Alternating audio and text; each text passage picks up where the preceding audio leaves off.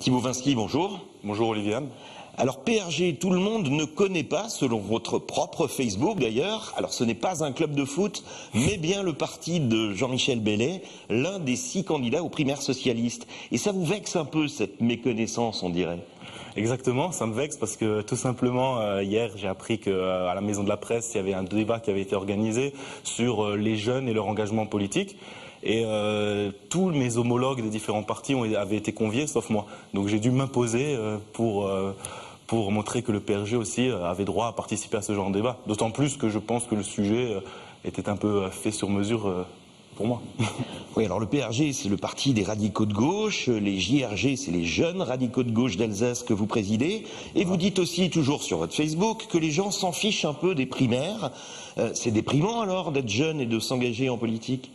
C'est mon ressenti, puisque ces derniers jours j'ai beaucoup tracté, que ce soit encore ce matin sur le marché du Neuf, et c'est vrai que mon ressenti quand je fais du tractage, que je suis sur le terrain, j'ai l'impression que dans la société d'aujourd'hui, les personnes sont déçues par les politiques, et c'est ce qui me revient souvent. Donc oui, il y a une sympathie pour la gauche, mais les gens ne vont plus de voter, ils sont déçus par leurs hommes politiques. Alors vous êtes combien de militants chez les jeunes radicaux de gauche en Alsace? Alors, chez les jeunes radicaux de gauche, depuis que j'ai repris en main les JRG 67 avant et maintenant Alsace, on est à peu près une dizaine. Mais il faut savoir que Arnaud a repris le parti il y a maintenant plus d'un an, Arnaud Weber, pour ceux qui ne le connaissent pas. Et moi, de mon côté, j'ai repris les JRG, j'ai fait adhérer quelques jeunes qui sont dynamiques. Et on n'est peut-être pas autant qu'au MJS ou que chez les jeunesses de l'UMP, mais au moins, voilà, on a des convictions et puis on est sur le terrain. Vous êtes hyper actif sur le terrain, c'est sûr, et sur les réseaux sociaux, mais vous pensez vraiment que votre candidat a une chance d'être au 2e tour de ces primaires socialistes? On l'espère. Après, vous pouvez rigoler, mais j'ai rêvé qu'il serait au 2e tour contre Emmanuel Valls.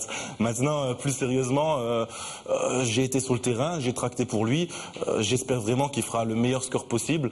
Après, on est dans une région où le radicalisme n'est pas très présent, où on a un peu du mal à s'imposer. Mais je pense que s'il ne sera pas au 2e tour, j'espère au moins qu'il créera la surprise et qu'il fera un bon score. Maintenant, ce que j'aimerais rajouter, c'est que le fait déjà de participer à ces primaires, c'est déjà une victoire pour nous, par rapport à la médiatisation et justement pour faire connaître notre parti. Alors justement, si c'est une candidature de témoignage, profitez-en. Quels sont les messages forts qui vous distinguent du Parti socialiste? Alors, ce qu'il faut savoir, c'est que sur les 6 candidats, il y en a un qui est PRG, on le sait tous maintenant, c'est Jean-Michel Beylet, on le sait depuis ses primaires. Mais ce qu'il faut savoir, c'est que les 5 candidats du PS se partagent un seul programme, alors que nous, on a un programme différent. D'ailleurs, tout le monde peut le télécharger sur le site de notre parti, planetradical.org, et c'est 30 propositions qui sont... c'est un programme à part du PS qui se différencie totalement du PS. Et, avec un point, alors on va pouvoir insister que sur un point, c'est l'Europe peut-être. C'est vrai que Jean-Michel, hier, dans le débat d'hier, a beaucoup insisté sur l'Europe fédérale. Maintenant, en tant que JRG, j'aurais voulu, si vous me le permettez, mettre le doigt sur un autre point, qui est celui justement du RSA.